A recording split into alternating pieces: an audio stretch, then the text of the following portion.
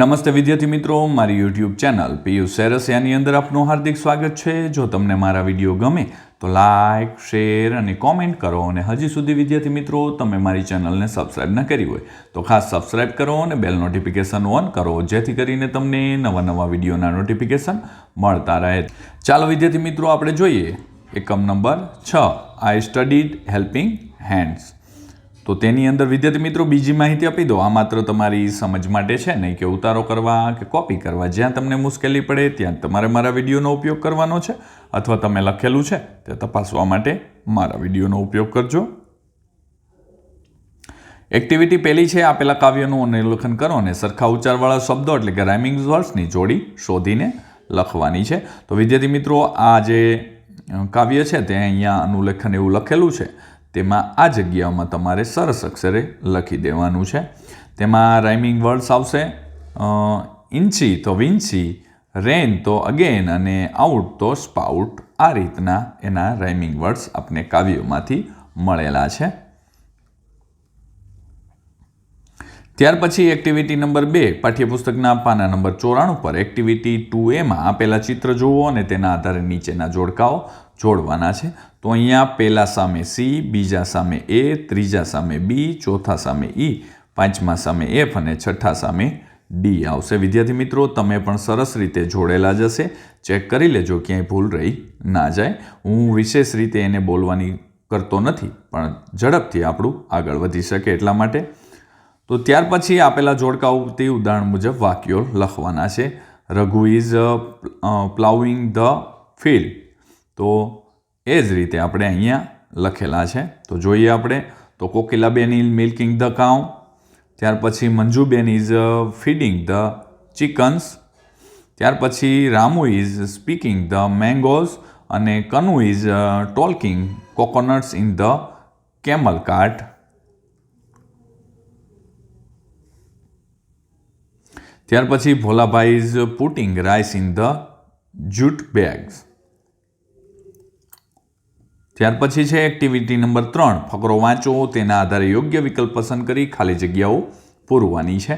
તો વિદ્યાર્થી મિત્રો અહીંયા તમે જોવો છો તો પહેલાની અંદર કનુ આવશે, બીજામાં મિલ્કડ આવશે, ત્રીજામાં રાઈસ, ચોથામાં ફીડ, ત્યાર પછી પાંચમામાં જાનકી આવશે।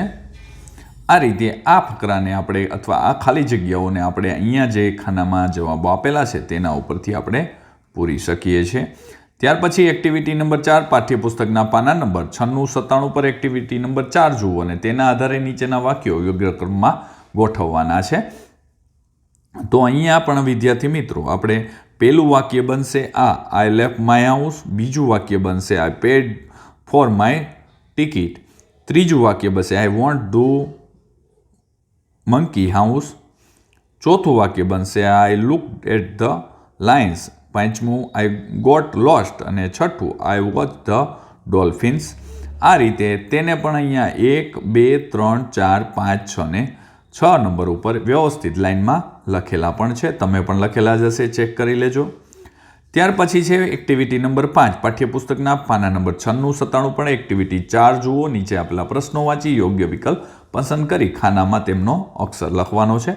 તો પહેલું છે what did the boy visit last Sunday, તો બી આવશે એટ ઝૂ। ત્યાર પછી બીજું છે what did the boy the eat in the zoo, તો પેનટ્સ આવશે। ત્રીજાની અંદર સી જવાબ આવશે, ચોથાની અંદર બી અને પાંચમામાં વિદ્યાર્થી મિત્રો બી જવાબ આવશે।